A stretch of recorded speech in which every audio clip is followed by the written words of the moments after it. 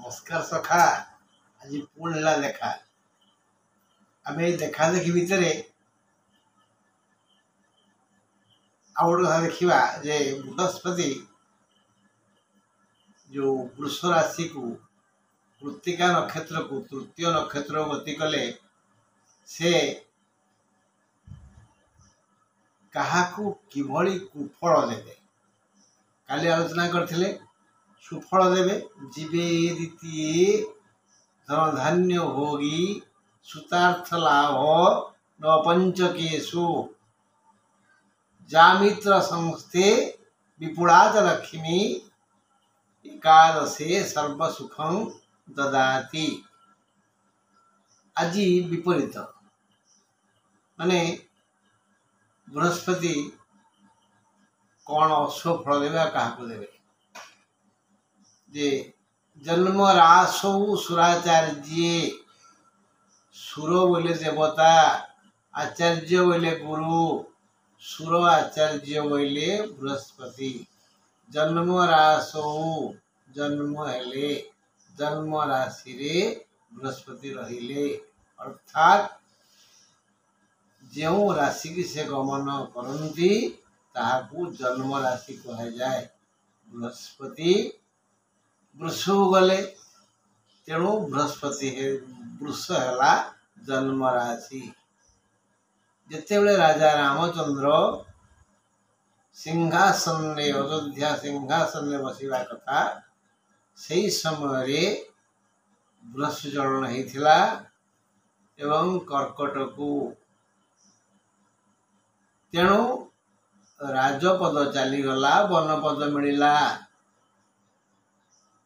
जन्म रासौ सुराचार्य राम राजा वनम गत तृतीय च बलिर्बद्ध तृतीय होता से महादानी असुर राजा बलि को बामन बांधी पकई बलिर्बद्ध तृतीय च बलिर्बद्ध चतुर्थे विंशलोचन विंशलोचन बोले 20 आखि बोले रावण को कह जाए विंशलोचन 10टा मुंड 20 आखि चतुर्थ होता सेतेबले श्रीराम हाथ में रावणकर सद्गति होता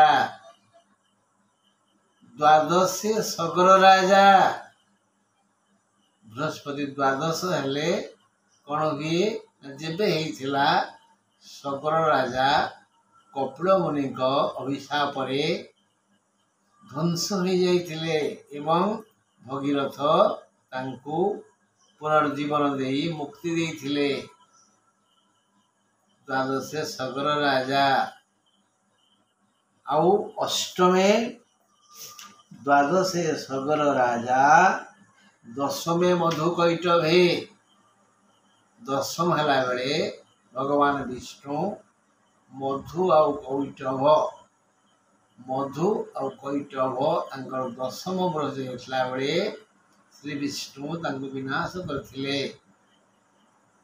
अष्टमे तो कुरु राजा जितेबले दुर्योधनकर अष्टम वर्ष होता सेतेबले से शकुनीर परामर्श मानि ध्वंस होते कुरुकुल बुड़े देते आउ षष्ठे कारण निपातित स्पष्ट होता सेतेबले कर्ण भली विचक्षण योद्धा बुद्धिमान साहसी धैर्यवान विवेकी उत्तमदाता तांकर विनाश होता।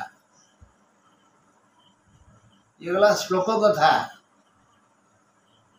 स्थूल आलोचना किंतु ये जो माइनस पॉइंट मु कहली जदि यही मानक जात करे अर्थात तृतीय चतुर्थ द्वादश दशम अष्टम और षष्ठ आम यदि विचार कर नवा मेष हेले द्वितीय है आउ मीन हेले तृतीय है मीन पर तृतीय बृहस्पति कुंभ पर चतुर्थ बृहस्पति मकर पंचम बृहस्पति माने ये माइनस पॉइंट कौन पाइला आम वृष पाइले, मीन पाइले, कुंभ पाइले। तापर षष्ठ है किए आस धनु, धनु मकर कुंभ मीन मेष वृष। तेणु षष्ठ हेले धनु पाइले, सप्तम हेले बिछा पाई, आउ अष्टम हेले तुला पाई, नवम हेले कन्या पाई, दशम हेले सिंह पाई,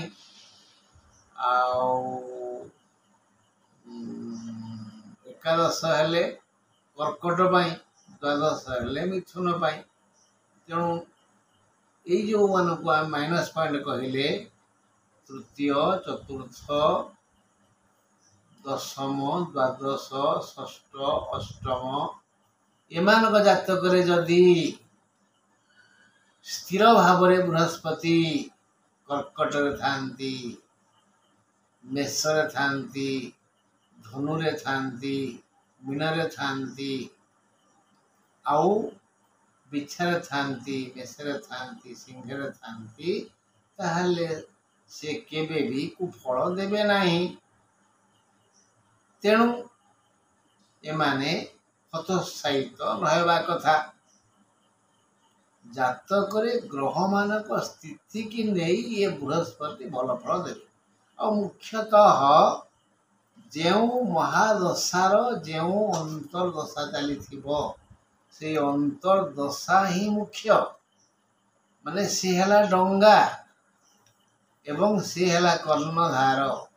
बाकी ये गोचर फल ये है खाली लहड़ी डंगा गोटे हैरान कर पछुआ पवन डंगा नहीं कूल पहुँचे। यही दृष्टिकोण आमको तृतीय, चतुर्थ, षष्ठ, दशम, अष्टम, द्वादश बृहस्पतिर फल जहाँ आलोचना कले ताहा पूर्ण मात्रा कुफल दबनी, सामान्य टिके दब।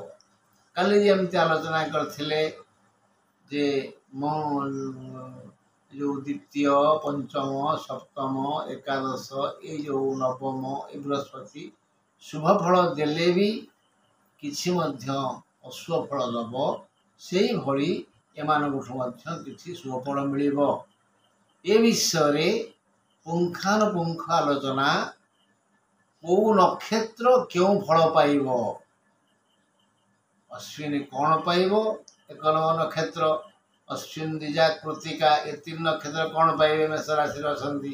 कृतिका, मृगशिरा, आर्द्रा एमाने कौन पाइबे। ये भाव में सबू नक्षत्र खाली गोटी गोटी सबू नक्षत्र विषय कहबी क्यों नक्षत्र केते परिमाण में प्लस पॉइंट पाइबे, क्यों नक्षत्र केते परिमाण में माइनस पॉइंट पाइबे, सारांश कौन हम। बंधु आज अशोकाष्टमी, लिंगराज महाप्रभु तुम समस्त को सुखे रखु, दीर्घाय करूँ, विघ्न दूर करूँ, तुम मंगल हो। रही आसंता काली देखा पुणी आलोचना करवा। नमस्कार।